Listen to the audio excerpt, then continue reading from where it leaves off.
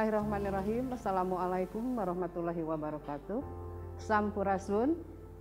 Puji sinarang syukur urang dugikeun ka Allah Subhanahu wa taala, rehna urang tiasa patepung lawung dina acara ngaguar pangajaran basa Sunda enggoni ngungkulan Bang Baluh era Covid-19.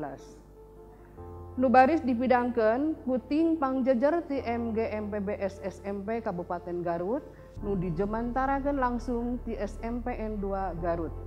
Apukahna gawe bareng MGMPBS SMP kalih Disdik Kabupaten Garut. Dina dinten ieu jejer acara anu baris dipidangkeunana nyaeta ngeunaan bahan pangajaran basa Sunda pikeun siswa SMP kelas 7 semester 1 anu ngawengku 4 kompetensi dasar.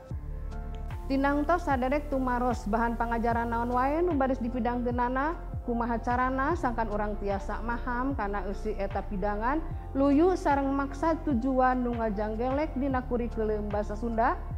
Pikeun ngawaler eta patarosan sumangga urang sami-sami Bandungan kalayan gemet pidangan salajengna. Wilujeng nyakseni. Bismillahirrahmanirrahim. Assalamualaikum warahmatullahi wabarakatuh. Sampurasun.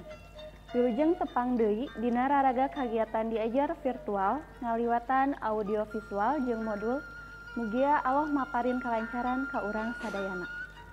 Para siswa nu dipika asih, dipika heman, tur dipika reueus, materi anu bade dipedar dina deunget ayeuna nyaeta mikawanoh wangeuna iklan layanan masyarakat sareng ciri-cirina. Sateacana medar materi, hayu urang sasarengan ninggal contoh iklan layanan masyarakat. Nu kahiji aya tulisanna nyaeta Rebo Nyunda nanjeurkeun banda budaya bangsa jeung piceun runtah kana wadahna. Iklan layanan masyarakat teh nyaeta iklan anu ngebrehkeun wawaran-wawaran sosial tur mibanda tujuan pikeun numuwuhkeun karancagean di kalangan masyarakat dina ngungkulakan rupa-rupa masalah nyaeta kaayaan anu bisa ngancam katartiban umum.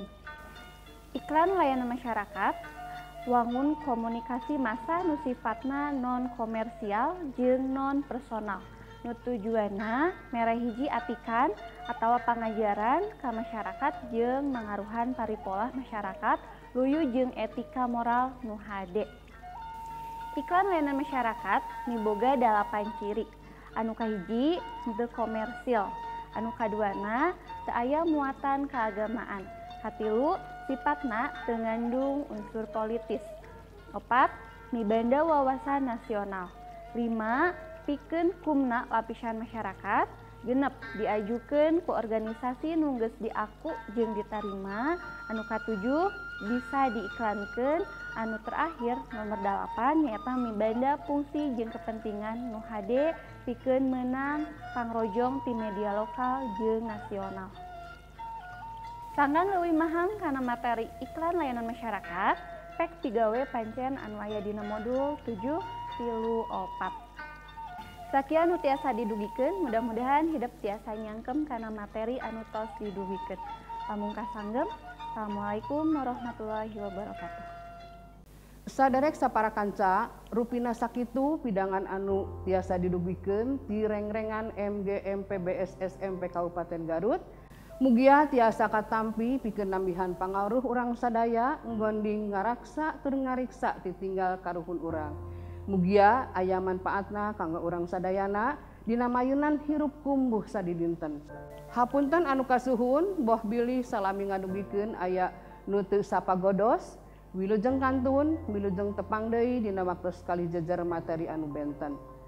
Cag simpuring amit mundur, pamungkas sangbem, wabillahi taufiq wal hidayah, wassalamualaikum warahmatullahi wabarakatuh. Bahasa Sunda, Tanjung Salawat.